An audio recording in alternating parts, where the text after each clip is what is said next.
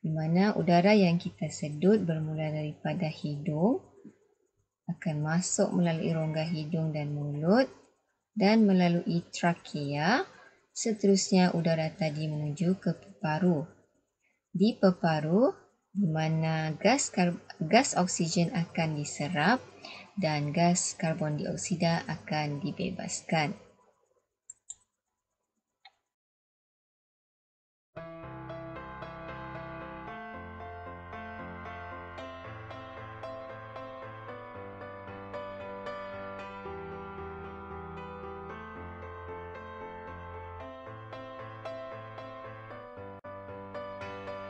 Standard kandungan 2.1 pernafasan manusia. Standard pembelajaran 2.1.1 mengenal pasti organ yang terlibat dalam proses pernafasan manusia. 2.1.2 memerihalkan proses pernafasan dari aspek laluan udara dan pertukaran gas yang berlaku di peparu melalui pemerhatian menerusi pelbagai media. 2.1.3 membezakan kandungan oksigen dan karbon dioksida semasa menarik dan menghembuskan nafas. 2.1.4 memerihalkan pergerakan dada semasa menarik dan menghembus nafas dengan menjalankan aktiviti. 2.1.5 mengitlak bahawa kadar pernafasan bergantung pada jenis aktiviti yang dilakukan. Baiklah murid-murid, apa yang kamu dapat perhatikan di skrin sekarang ialah organ pernafasan manusia iaitu hidung, trakea dan peparu. Okey, kita bermula daripada hidung di mana udara yang disedut masuk akan melalui rongga hidung dan seterusnya melalui trakea dan ke peparu. Gas yang disedut tadi akan bertukar di peparu di mana gas oksigen diserap sementara gas karbon dioksida dibebaskan.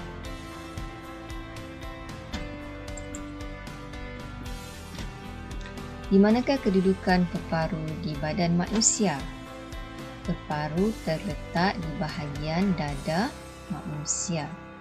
Peparu dilindungi oleh tulang rusuk iaitu di sebelah kiri dan kanan. Kita mempunyai sepasang peparu dan tulang rusuk kita juga ada sepasang kiri dan kanan. Okey, tulang rusuk ini berfungsi untuk melindungi organ peparu disebabkan organ peparu kita ini lembut, jadi ia perlu dilindungi dengan tulang rusuk, struktur tulangnya.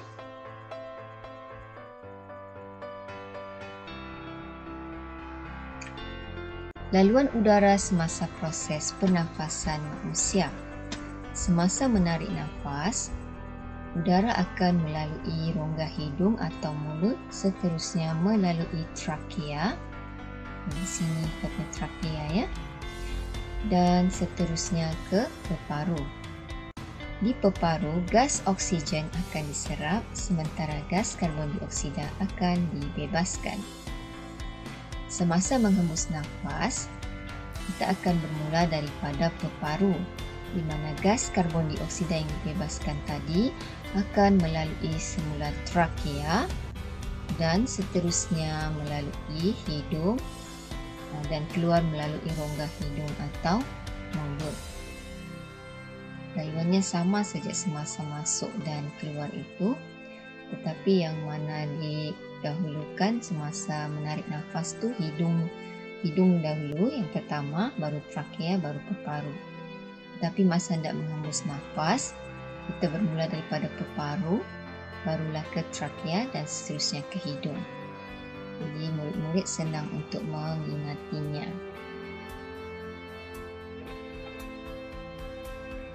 Pertukaran gas semasa proses menarik dan menghembus nafas. Semasa menarik nafas, lebih banyak gas oksigen disedut masuk ke dalam peparu. manakala semasa menghembus nafas, lebih banyak gas karbon dioksida dihembus keluar dari peparu.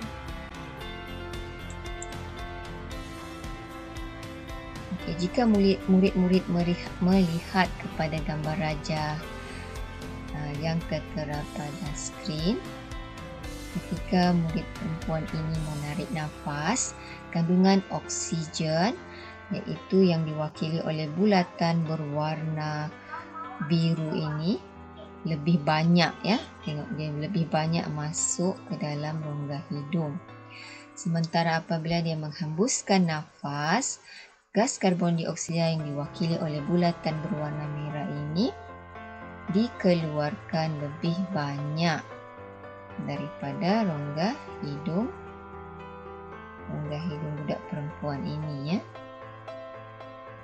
Jika kamu lihat bulatan merah dan biru itu lebih banyak merah daripada biru semasa menghembus nafas.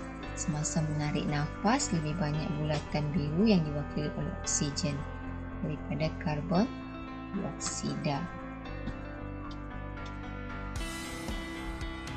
Pergerakan dada semasa menarik dan menghembus nafas. Semasa menarik nafas, dada naik dan mengembang. Semasa menghembus nafas, dada turun dan mengempis. Kamu boleh lihat ilustrasi gambar ini, ya, di mana dada budak lelaki ini akan naik perlahan-lahan dan turun pada keadaan asal secara perlahan-lahan. Kamu juga dapat merasainya bila kamu menarik nafas dan menghembus nafas. Murid boleh lakukannya sekarang.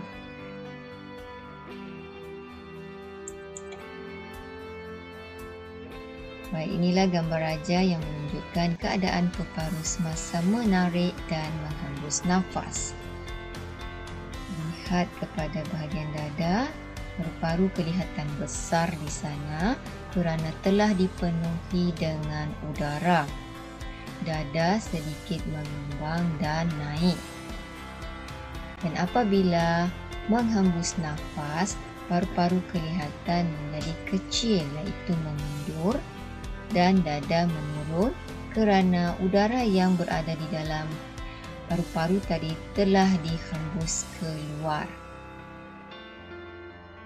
Okey, bahagian yang bertanda jingga ataupun orange di sini ialah diagram. Ya, terdapat perbezaan. Tengok diagram ketika menarik nafas, dia menjadi tegang, dan apabila menghembus nafas, diagram mengendur.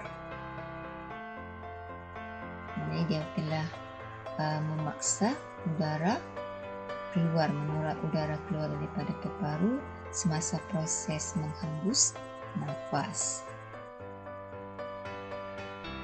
Kadar pernafasan bergantung kepada jenis aktiviti yang dilakukan. Apakah yang dimaksudkan dengan kadar pernafasan? Kadar pernafasan ialah pergerakan dada naik dan turun dalam masa seminit. Ia bergantung kepada jenis aktiviti yang dilakukan. Maksudnya di sini, jika kamu melakukan aktiviti yang aktif seperti berlari ataupun berenang, maknanya kadar pergerakan dada kamu naik dan turun adalah cepat, ya, dan lebih banyak gas oksigen disedut masuk ke dalam peparu. Sebab itu pergerakan dada tadi berlaku dengan cepat, naik dan turun tu, ya, seperti tercungap-cungap. Okey. Jika kamu lihat dalam gambar di sini ada beberapa contoh aktiviti seperti berjalan, berlari, menaiki basikal, tidur dan berenang. Okey, kadar pernafasan boleh dikategorikan mengikut rendah, sederhana dan tinggi.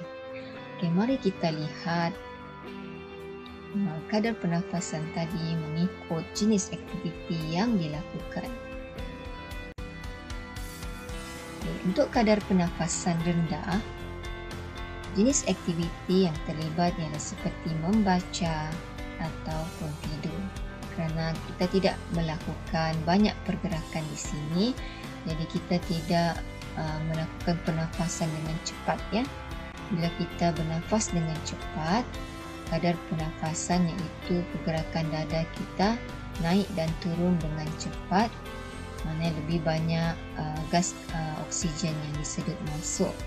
Tapi untuk kadar pernafasan rendah, tidak banyak gas oksigen yang disedut masuk ke dalam paru-paru, dan pergerakan naik turun dada tidak berlaku dengan cepat. Jadi rendah saja, ya, dalam kiraan 60 seminit begitu atau 70.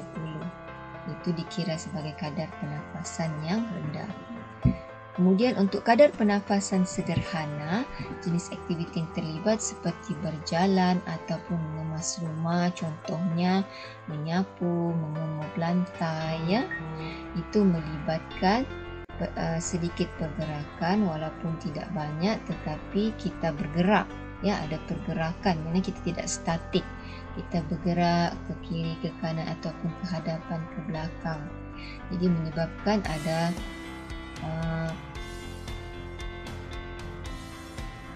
udara yang disedut masuk lebih banyak daripada keadaan kita membaca buku atau tidur tadi. Seterusnya, kadar pernafasan tinggi.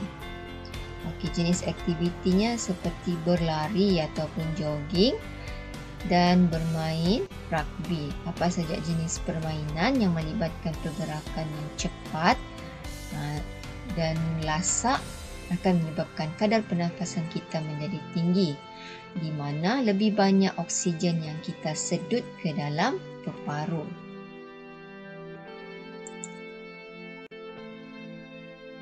Ada beberapa situasi yang memberi kesan terhadap pernafasan kita, ya. Contohnya di sini pembakaran sampah secara terbuka. Apabila sampah dibakar secara terbuka, asap sampah tadi atau asap pembakaran tadi akan merebak ke seluruh ruang. Jadi jika kita berada berdekatan dengan kawasan pembakaran sampah, mungkin kita punya pernafasan akan sedikit terganggu, seperti kita akan terbatuk-batuk ataupun sedikit sesak nafas, sama juga seperti keadaan berjerubu, ya. Seterusnya, bila kita berhampiran dengan orang yang merokok, ya, merokok di sini juga menghasilkan asap yang tidak selesa untuk kita bernafas, jadi menyebabkan kita akan sedikit sesak nafas dan terganggu pernafasan. Dan yang ketiga, apabila berada di kawasan sesak yang ramai orang dan pengudaraan yang tidak bergerak, ini juga boleh menyebabkan kesan terhadap pernafasan. Kita seperti sukar untuk bernafas, ya, kerana ramai orang. Lagi mungkin tidak ada kawasan yang terbuka seperti tingkap ataupun pintu, kawasan tertutup, memang kita akan merasa sesak nafas dan tidak selesa.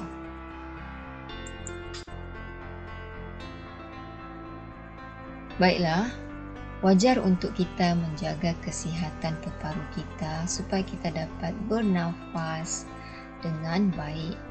Jika kita tidak dapat makan untuk 1-2 jam, itu tidak mengapa. Tetapi bayangkan jika kita tidak dapat bernafas dengan selesa dalam tempoh yang lama, ya, mungkin akan menyebabkan situasi yang lebih kronik berlaku, seperti boleh membawa maut. Jadi kita perlu menjaga kesihatan paru seperti bersenam, rehat dan tidur secukupnya, makan makanan yang berkhasiat, minum air secukupnya, tidak merokok dan tidak menghidu inhalan. Menghidu inhalan di sini seperti menghidu gam atau asap kenderaan ataupun menghidu petrol, ya, minyak petrol. Jika kamu menghidu ataupun merokok dalam tempoh masa yang lama, dia boleh menjejaskan kesihatan paru-paru kita ya, ataupun lebih kronik lagi kita akan mendapat penyakit seperti penyakit kanser paru-paru.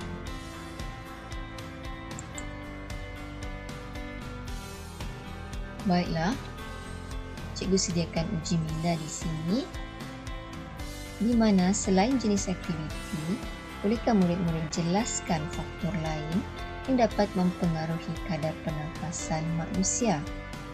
Jika kita lihat tadi, jika kita melakukan aktiviti yang lasak, maka kadar pernafasan kita menjadi laju, sederhana ataupun rendah.